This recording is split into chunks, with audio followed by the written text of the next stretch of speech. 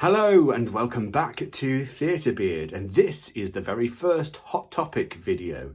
Today we're going to be looking at Stanislavski and Naturalism and Realism. However, this channel is as much yours as it is mine, so if there is anything you would like me to talk about, then by all means pop suggestions in the comments below, and hopefully I'll do a Hot Topic video about it just for you. In this video we're going to be looking at Stanislavski's life. We're going to have a brief look at the Romantic period. We're going to be looking at realism and naturalism and its features. We're going to be looking at how Stanislavski fits in with realism and naturalism. And finally, we're going to be looking at Stanislavski's techniques for training actors and the system that he developed.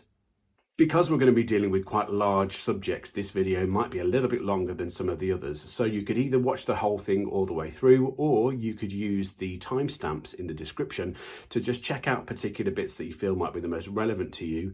Or you can use that to also break this video down into chunks and watch it as and when you can. First up, we're going to be looking at Stanislavski, the man, and his life. He was born in 1863 and his birth name was Konstantin Sergeyevich Alexeyev. You'll have to excuse my dodgy Russian accent or lack thereof. And the family he was born into were one of the wealthiest families in all of Russia. Fortunately for him, his family already loved the theatre, and as a young boy he was able to take part in some amateur performances. However, as you will know from the introduction, Stanislavski was not his real name, so he took Stanislavski as a stage name in 1884, and the reason he did this was because he wanted to hide his theatrical work from his family. So he wasn't doing it as an amateur anymore. He decided he wanted to look into it professionally, and he didn't think that his family would approve, so he took this stage name in order to be able to keep it a secret.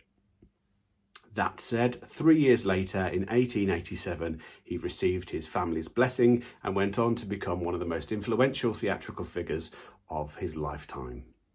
In 1898, he founded the Moscow Art Theatre Company alongside Vladimir Nemirovich Danchenko.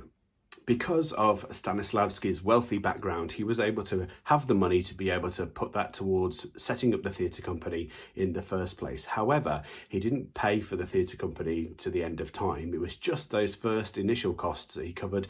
The rest of the time it was owned by the rest of the company, and this led to a great sense of community within the people who were working within it. So within its members, there was a real sense of collaboration, working towards a common goal and working towards making great theatre. This also meant that Stanislavski was challenged quite a few times. Because he wasn't the owner of the company, people were able to call him up and question things that he was suggesting. However, it is really important to acknowledge the fact that his wealthy background was the thing that enabled him to be able to explore this new form of theatre. As a theatre practitioner from the very start, he made very detailed notes and continued to do so throughout his entire career, and that is how he was able to develop this system and certain exercises that are still really influential to this day. The very fact that you're learning about him and that this video exists is a real testament to how influential he was and continues to be so. In 1938, Stanislavski died at the age of 75. However, he left behind him a considerable body of work, including 4 texts on making theatre, building character, and approaches to acting. Those 4 major texts are My Life in Art, An Actor Prepares, Building a Character, and Creating a Role. And those books are still studied by actors to this very day. Now we're going to be taking a look at naturalism and realism.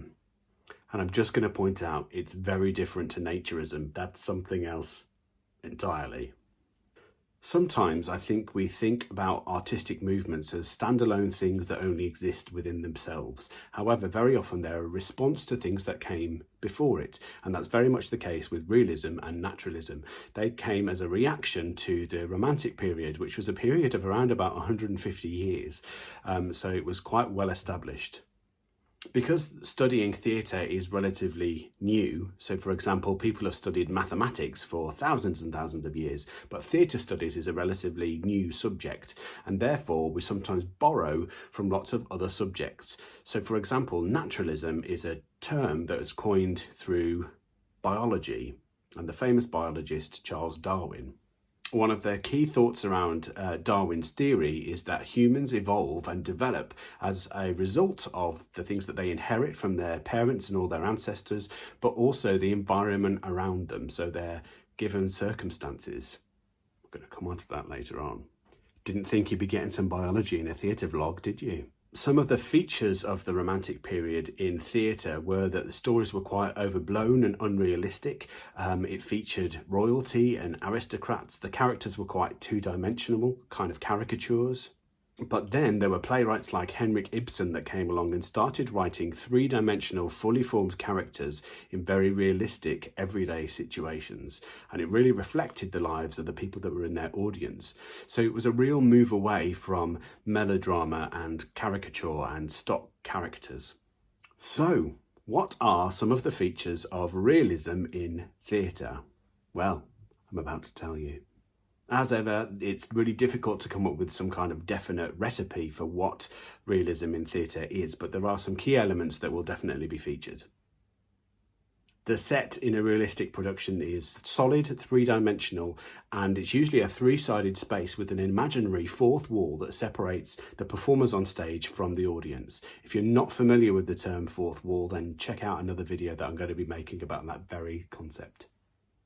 The stage settings or locations were often depicted as being quite plain or bland, and they were often set in very realistic locations, often indoors. The costumes were very authentic, and this really contrasts with the theatre of the Romantic period, where the sets were really ornate and over the top, as well as really over the top costumes. Because of that fourth wall, the wall that the audience are almost looking through into the world that the characters are inhabiting, that meant the performance style could never break that fourth wall, and they couldn't ever directly address the audience.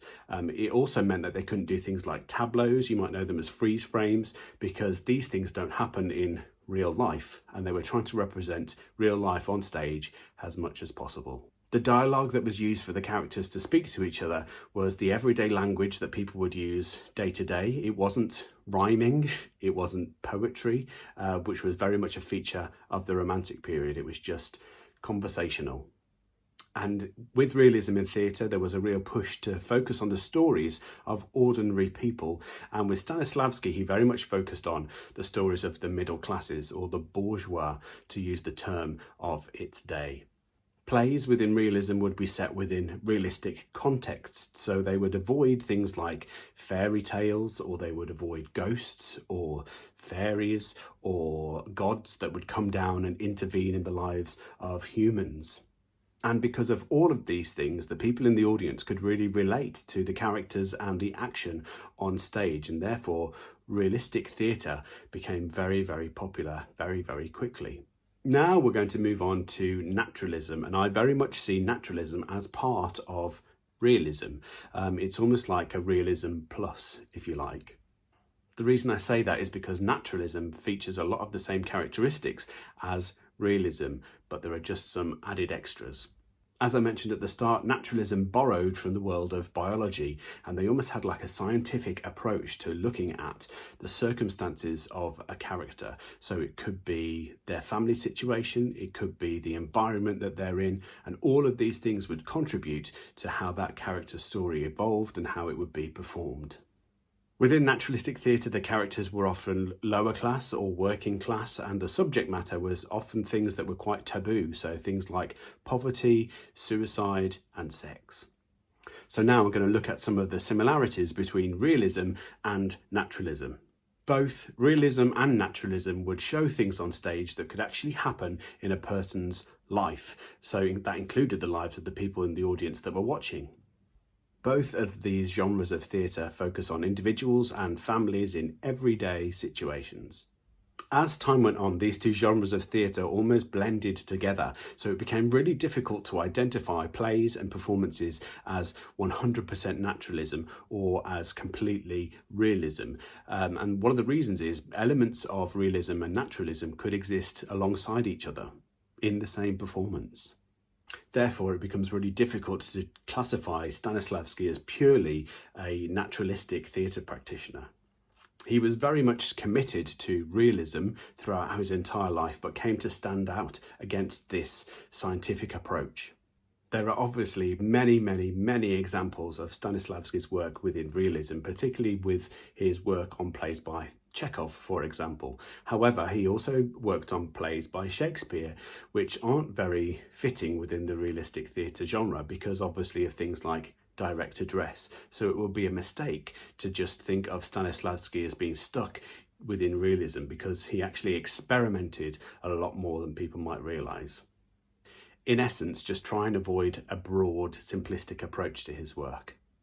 Now, we're going to move on to some of Stanislavski's techniques and how he developed the system. So the system refers to the methods that Stanislavski would use with actors to be able to get a really good performance out of them, and it used things like recalling their own emotions through their own lived experiences. However, don't confuse this with method acting. That's something else entirely, and we'll probably make another video about that at some point. The standout feature of Stanislavski's system was that he was trying to get actors to experience things rather than just trying to represent them. So rather than standing on stage and pretending to be angry, he actually wanted them to experience anger. First of all, we're going to be looking at the given circumstances, which is something I mentioned earlier on in the video with regards to Charles Darwin. So it's really looking at who the characters are, where they are, what their environment is like, what their background is like, because all of these things will inform things about the character. So you might want to think about things like how old the character is, how they relate to the other characters within the play. And an example of why this might be so important is imagine that you've got two characters. One of those characters has got £20 to their name, another character has got £500 to their name. If both of those characters lose £10, they're going to have very different reactions because this person has lost half of all their money, whereas this person's lost a very small amount relatively compared to how much they had in the first place. So that is why the given circumstances are so important. And we as practitioners almost need to work as detectives, because if you get given a play or a text, that's the only thing you've got to go on. That's almost the end point, and you need to work backwards to try and discover these things about the characters, because the way that they behave, the way that they speak is going to really depend on those given circumstances. So you need to do a little bit of digging.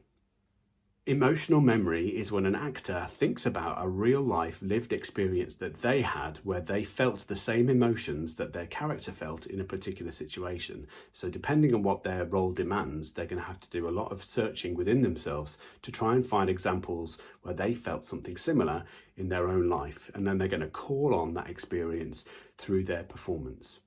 So it becomes less about imagining what that must be like and more a remembering about what it was like for you when you were in a similar circumstance, which is why it's quite difficult sometimes with young actors because of the limited life experience that you've had. You might not have experienced those kind of emotions before, so it is quite a difficult task.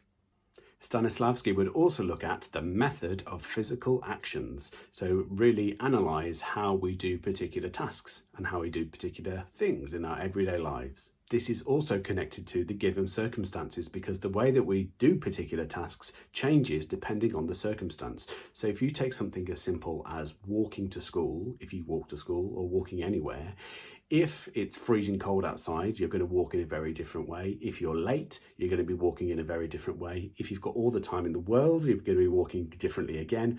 Or if you're walking and you spot somebody that you don't want to speak to, your walk is going to change. So it's not necessarily as simple as just saying the character walks. You can really analyse the given circumstances, and that can help to make you choose how you're going to walk. Obviously, this can become a lot more complicated depending on how complex the given circumstances are. So it could be that somebody is walking and they've got a really deep, dark secret that they don't want anyone to know, or they're walking to tell somebody some really difficult news. Another one of Stanislavski's techniques was to look at the subtext of a scene. And if you tuned into last week's Wordy Wednesday, you'll know that we started discussing scripts, and often they're referred to as the text. And so the subtext is the meaning underneath these words. For example, if we take the line, "Could you shut the door, please?" If that appeared on the page, it's quite a simple line of dialogue, but Stanislavski would want you to explore the meaning behind those words in the given circumstances, but also the motivation behind saying them in the first place. So that very simple phrase could become something like this. Can you shut the door, please? Or, could you shut the door, please? Or, oh, can you shut the door, please? Now, earlier on, I talked about emotional memory, and I did hint at the fact that you may not have experienced the emotions that the scene demands, and therefore we can use Stanislavski's magic if. So if you are struggling to identify what the subtext is, or if you're struggling to think about the character's motivation, you can put yourself in that same situation. So you can ask yourself, what would I do if I was in this situation within these given circumstances? How would I react? How would I respond? How would I feel? What would I do if? This might then stimulate the motivation, and things might be revealed to you which can help you to perform the role. We're now going to move on to Stanislavski's objective, super-objective, and the through line. I sometimes think it's useful to think about our own objectives in our own lives to help us understand what's going on within plays. And a simple task that I do with students is to get them to think about three things. Firstly, I want you to think about something that you would like before the end of the day. It could be something as simple as a cup of tea. It could be something as simple as a bath. Number two, think about something that you would like by this time next week. So something you would like to have achieved, something you would like to have got. And finally, number three, and this is sometimes the most difficult, something you would like by the end of your lifetime. What would you like to have achieved or got or attained within your whole life? So that first one, something you would like to achieve by the end of the day, is very much the objective. So we can think about this in plays about what does a particular character want from one particular scene? What are they trying to achieve within that scene? And what are they doing to get that? The key thing to remember is that the objective and the super objective exist at the same time. So there might be this overarching thing that the character would like to achieve by the end of the play, but the objective is what they would like to achieve within a particular scene that's going to help them get to their super objective, which is where we get to the through line. So the through line is a series of objectives, almost like a path that leads to the super objective. Where this becomes interesting is because at the root of all drama is conflict, and different characters have different objectives, and they're going to encounter different obstacles that are going to stop them from achieving their objectives as we go. And it's how those characters react to that and what they do to get what they want that makes things interesting. It's really important that we remember that the objective of a character can change depending on their given circumstance. So if they meet a particular obstacle, then their objective might shift to be able to overcome it. So all of these objectives are connected and they form a path to that big goal at the end, the super objective. And thus concludes our first ever Hot Topic video. I hope you enjoyed it and I hope you found it useful. Don't forget to subscribe to the channel for more, because there'll be a Hot Topic every Monday and a Wordy Wednesday every week as well, so we can really build on our vocabulary and really start to demystify some of the language that we use in theatre. As always, saying nice things is always free, so feel free to pop something in the comments below, or if there's a topic that you would like me to tackle in the future, then feel free to make some suggestions, and I'll see you next time.